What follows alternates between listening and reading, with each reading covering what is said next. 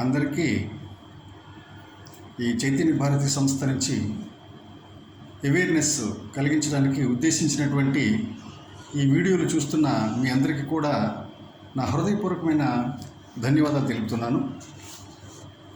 నిన్నటి నుంచి ఈ వార్తా ఛానల్స్లో విపరీతంగా ఒక ప్రచారం, అంటే అది ప్రచారం అనుకోవచ్చు, దుష్ప్రచారం అనుకోవచ్చు, విపరీతంగా ట్రోల్ అవుతుంది. అదేంటంటే తిరుమల తిరుపతిలో ప్రసాదాలు, లడ్డు ప్రసాదాల్లో ఈ నెయ్యిలో కల్తీ జరిగింది.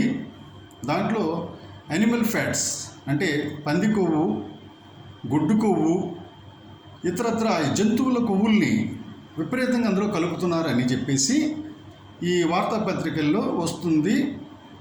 వార్తా ఛానల్స్లో సాక్షాత్తు మన ముఖ్యమంత్రి చంద్రబాబు నాయుడు గారు దాన్ని విపరీతంగా ప్రచారం చేస్తున్నారు. దానికి సంబంధించినటువంటి ఈయన ఎవరంటే ఆనం వెంకట రమణారెడ్డి, తెలుగుదేశం అధికార ప్రతినిధి. ఈయన భయంకరంగా ఇతరుల్ని దూషిస్తూ దీన్ని ట్రోల్ చేస్తున్నారు. దీని ద్వారా తిరుమల తిరుపతిలో వెళుతున్నటువంటి భక్తులకు చాలా విపరీతమైన బాధ కలుగుతుంది.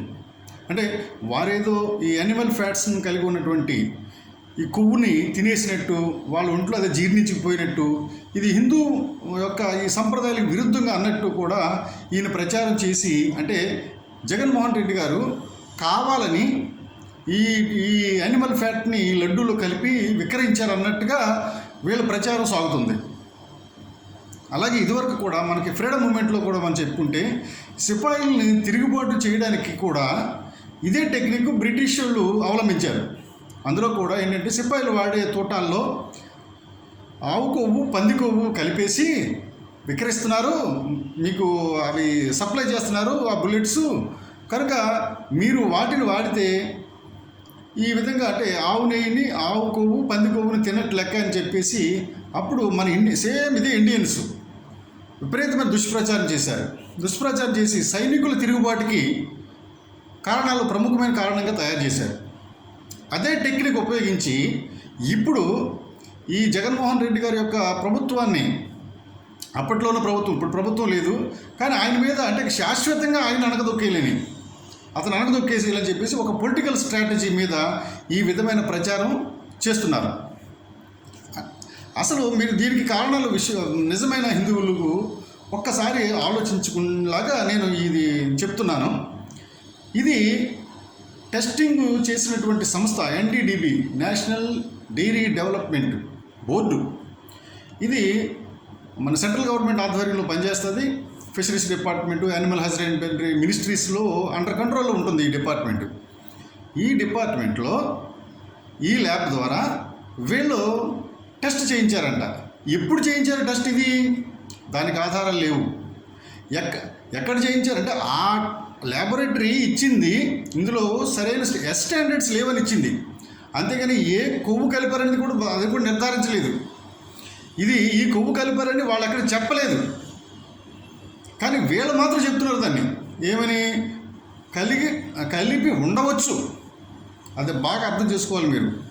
కలిపారు అని ఎక్కడా నిర్ధారణ కాలేదు, కలిపి ఉండొచ్చు అని మాత్రమే ఈ ఆనం వెంకటరమణారెడ్డి రెడ్డి అంటున్నాడు ఈయన.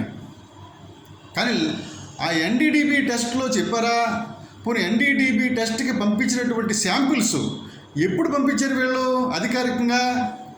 అంటే జగన్మోహన్ రెడ్డి గారి ప్రభుత్వంలో ఉండగా పంపించారా వీళ్ళు? లేదు కదా. జగన్మోహన్ రెడ్డి ప్రభుత్వం పడిపోయిన తర్వాతే వీళ్ళు పంపించుండొచ్చు.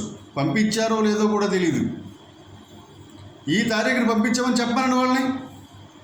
ఈ తారీఖుని పంపించాము, ఇందులో ఖచ్చితమైన కొవ్వు కలిసింది, పంది కొవ్వు కలిసింది, ఆవు కొవ్వు కలిసింది, గేదె కొవ్వు కలిసింది, చేపల కొవ్వు కలిసింది, కోళ్ళు కొవ్వు కలిసింది, కుక్కల కొవ్వు కలిసిందని చెప్పమనండి వాళ్ళని.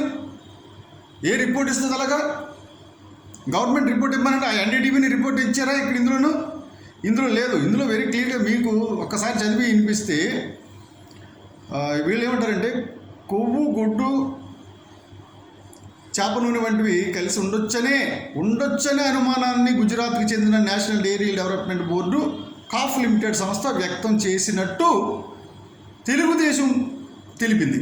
మనకు ఎవరు తెలిపారండి ఇది? తెలుగుదేశం తెలిపింది. కానీ ఎన్డీడీపీ వాళ్ళు తెలపలేదు. ఎన్డీడీపీ వాళ్ళు తెలిపినట్టుగా వీళ్ళు చెప్తున్నారు. దానికి సరైన సాక్ష్యాలు లేవు, ఆధారాలు అంతకంటే లేవు.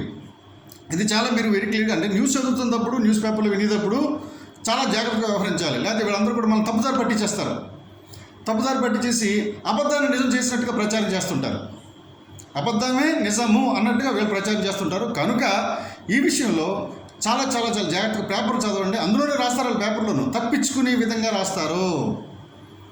లేదా వాళ్ళ మీద కేసు ఫైల్ చేస్తారని చెప్పేసి ఉన్నట్టు తెలిసిందని తెలుగుదేశం అధికారం అన్ని తెలుగుదేశం తెలుపుతుంది. ఎక్కడిది ఎవరు తెలుపుతున్నారు దీన్ని? తెలుగుదేశం తెలుపుతుంది, ఎన్డీటీవీ కాదు. కానీ పేపర్లో ఏమేస్తున్నారు? ఆ హెడ్డింగ్స్ ఎలా ఉంటాయి? పెద్ద ఎత్తున కల్తీ, తిరుమల నెయ్యిలో జంతు కొవ్వు అనేసి రాసేసి హిందువుల మనోభావాలు దెబ్బతీయడం. అదే మీ ఉద్దేశం?